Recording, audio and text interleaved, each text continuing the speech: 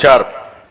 ఇంకో పక్క మీరు చూస్తే ఇప్పుడే విద్యాశాఖ మంత్రి చెప్పినట్టు విద్యలో జాతీయ స్థాయి ప్రమాణాలు అందుకోవడంలో మన రాష్ట్రం ముందడుగు వేస్తుంది.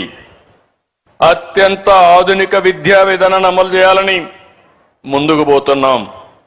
నేను ఒక పక్కన సిలబస్ రాయడానికి పాఠ్యాంశాలు ముద్రించడానికి ఒక సెక్షన్ ఉంటే ఏ విధంగా ప్రపంచంలో లెర్నింగ్ మెథడ్స్ ఏ విధంగా మారుతున్నాయో, ఎవరు బెటర్గా టీచ్ చేస్తున్నారో అవన్నీ స్టడీ చేయడానికి ఒక టీం వేసుకుని ఇప్పుడే మన టీచర్స్ని ప్రపంచం మొత్తం పంపిస్తున్నారు. బెస్ట్ కంట్రీసే పంపిస్తున్నారు. అక్కడంతా నేర్చుకుంటున్నారు. నేర్చుకుని వాళ్ళు వచ్చి ఇక్కడ మన వాళ్ళని ట్రైన్ చేసి అలాంటి బెస్ట్ స్కిల్స్ అంతా కూడా టీచర్స్కి ఇచ్చే పరిస్థితికి వచ్చారు.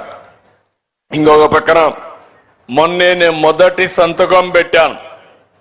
పిల్లల మీద నాకుండే శ్రద్ధ, టీచర్ లేకపోతే చదువు రాదు. టీచర్ లేకుండా మేము చదువు పెంచేసామంటే అది అంబక్క అవుతుంది. అందుకే నేను ముఖ్యమంత్రిగా వస్తానే మొదటి సంతకం పెట్టింది మెగా డిఎస్సి పైన పెట్టాను. 15,941 మందికి ఉద్యోగాలు ఇచ్చాం. ఇక్కడ మీరు చూస్తే చాలా సమస్యలు వస్తే కూడా కావాలని ఇవన్నీ ఉద్యోగాలు వస్తే ప్రభుత్వానికి మంచి పేరు వస్తుందని ఎక్కడికక్కడ ఇష్టానుసారంగా కోర్టుకెళ్ళి అడ్డంకులు పెడితే నేను మంత్రి గారిని ఆ డిపార్ట్మెంట్ అభినందిస్తున్నా. అన్ని పిటిషన్లు కూడా వేసినట్టుగా అన్నిటికీ సమాధానం చెప్పి సుజావుగా 1 సంవత్సరంలో మెగా డిఎస్సి పూర్తి చేసి టీచర్లకు ట్రైనింగ్ ఇచ్చి మళ్ళా పోస్టింగ్ ఇచ్చారు. ఈరోజు ఒక టీచర్ ఇక్కడికి వస్తే సార్ మీ మెగా డిఎస్సిలో 1 పైసా అవినీతి లేకుండా నాకు ఉద్యోగం వచ్చిందని చెప్పినప్పుడు నేను గర్వపడుతున్నానని చెప్పి కూడా నేను మీకు తెలియజేస్తున్నా. అదే మాదిరిగా ఈ నెల 10 నుంచి టెట్ ఎగ్జామ్స్ కూడా నిర్వహిస్తున్నారు. ప్రతి ఏటా డిఎస్సి పెడతాం. టీచర్స్ ట్రాన్స్ఫర్ యాక్ట్ తీసుకొచ్చారు. ఇది వినూత్నమైన కార్యక్రమం. ఏ టీచర్ కూడా రికమెండేషన్కి ఎక్కడికి పోవాల్సిన పని లేదు. మీరు పిల్లలకు బాగా చదువు చెప్పండి, మీకు ఆటోమేటిక్గా ఈ ప్రభుత్వం ట్రాన్స్ఫర్స్ దగ్గర నుంచి అన్ని చేస్తుందని చెప్పి కూడా నేను మీకు తెలియజేస్తున్నా. 72,886 బదిలీలు, 4,477 పదోన్నతుల్ని వెబ్ కౌన్సిలింగ్ ద్వారా ఎలాంటి వివాదాలు లేకుండా పూర్తి చేసే బాధ్యత తీసుకున్నారు. ఇంకో పక్క మీరు చూస్తే గడిచిన కాలంలో కూడా మీరు ఒకసారి ఆలోచించాలి. 1924లో టీచర్లను అవమానించారు, మద్యం షాపుల దగ్గర కాపలాలు పెట్టారు, మరుగుదొడ్లు ఫోటోలు తీపిచ్చారు, జీతాల కోసం అడిగితే ఎక్కడికక్కడ మంత్రి ఇకపోతే అడిగితే కేసులు పెట్టే పరిస్థితికి వచ్చారు.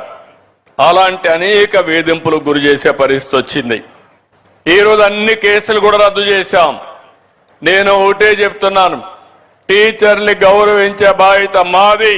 పిల్లల్ని భావితరాల భవిష్యత్తు కోసం ఉత్తమ విద్యార్థులుగా తీర్చిదిద్దే బాధ్యత టీచర్లదని చెప్పి మరొక్కసారి విజ్ఞప్తి చేస్తున్నా. ఈరోజు మనం ఒకసారి చూస్తే ప్రైవేట్ స్కూల్స్కి ఇలాంటి ప్రెమిసెస్ ఉండవు. ఒక బ్రహ్మాండమైనటువంటి రెసిడెన్షియల్ క్యాంపస్ ఉంది. ఇంకొక పక్కన మీరు చూస్తే మన దగ్గరుండే టీచర్లు 1,89,099 మంది. మన దగ్గరుండే పిల్లలు 32,99,508 మంది పిల్లలు. అంటే ఒక టీచర్కి 18 మంది పిల్లలు. ఈ విషయం మీరు గుర్తుపెట్టుకోవాలి. అది ప్రైవేట్లో చూస్తే అక్కడ మీరు చూసినప్పుడు దగ్గర దగ్గర 1,28,951 మంది పిల్లలు. అదే టీచర్లు పిల్లలు వచ్చి 35,64,867 మంది. అంటే మన దగ్గర 33 లక్షలకి 1,90,000 మంది టీచర్లుంటే ప్రైవేట్ స్కూల్స్ లో 36 లక్షలకి 1,29,000 మాత్రమే ఉన్నారు. అంటే మన దగ్గర ఒక టీచర్కి 18 మంది స్టూడెంట్స్ ఉంటే ప్రైవేట్ స్కూల్స్ లో ఒక టీచర్కి 28 మంది ఉన్నారు. దగ్గర 10 మంది డిఫరెన్స్ ఉన్నారు. ఇంత స్టాఫ్ ఉన్నప్పుడు మీరు సమర్థవంతంగా పనిచేస్తే ప్రైవేట్ స్కూల్స్ కాదు దేశానికి నెంబర్ 1 గా తయారు చేసే బాధ్యత ఈ ప్రభుత్వం మీకు ఇస్తాం. నిరూపించుకోవాల్సిందిగా మా టీచర్లందరికీ విజ్ఞప్తి చేస్తున్నా. ఇది అసాధ్యమైన కార్యక్రమం కాదు, ఇది సాధ్యం. పోయిన గవర్నమెంట్ లో చాలా సమస్యలు వచ్చాయి. విద్యా వ్యవస్థను అస్తవ్యస్తం చేశారు.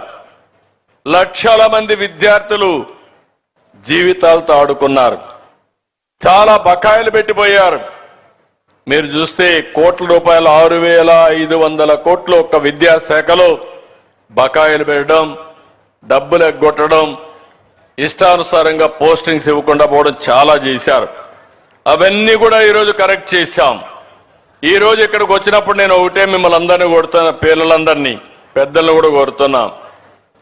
నేను ఒక స్పష్టమైన విధానాలతో ముందుకు పోతున్నాను. విజన్ 2047 ప్రధానమంత్రి గారు వికసిత్ భారత్, పిల్లలకి కొండారుగట్టు అర్థం చేసుకోవాలి. 2047 అంటే ఎగ్జాక్ట్ గా 25 పూర్తయింది. 2047కి వికసిత్ భారత్ కేంద్రంలో ఉంటే మన రాష్ట్రంలో స్వర్ణాంధ్రప్రదేశ్ తీసుకొచ్చాం. ఇందులో కూడా మీరు ఒకసారి గుర్తుపెట్టుకుంటే నిన్న మొన్న చూశాను,